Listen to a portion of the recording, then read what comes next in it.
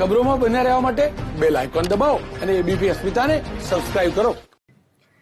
અમદાવાદના કોટ વિસ્તારમાં આવેલા ગેરકાયદે દબાણ પર મહાનગરપાલિકાનો હથોડો ચાલશે. કોટ વિસ્તારમાં નોટ અને નેતાઓની મિલીભગતને કારણે હેરિટેજ મિલકત અને ગેરકાયદે દબાણ ઉભા થયાની ફરિયાદ કરાઈ હતી.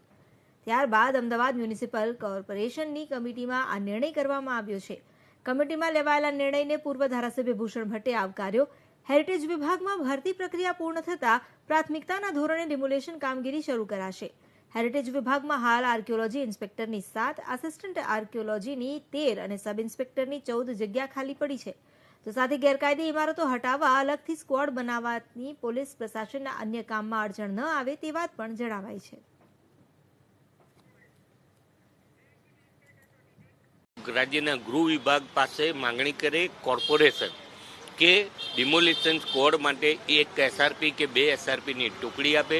અમદાવાદમાં જ્યાં પણ ગેરકાયદેસર બાંધકામ થતું હોય તો આ ડિમોલિશન સ્ક્વોડની ત્યાંથી જ મળી રહે, કોઈ પોલીસ સ્ટેશનની જરૂર ના રહે અને સીધું ગેરકાયદેસર બાંધકામની પ્રવૃત્તિને અટકાવવા માટે કોર્પોરેશનને નિશ્ચિતપણે આ દિશામાં આગળ વધે.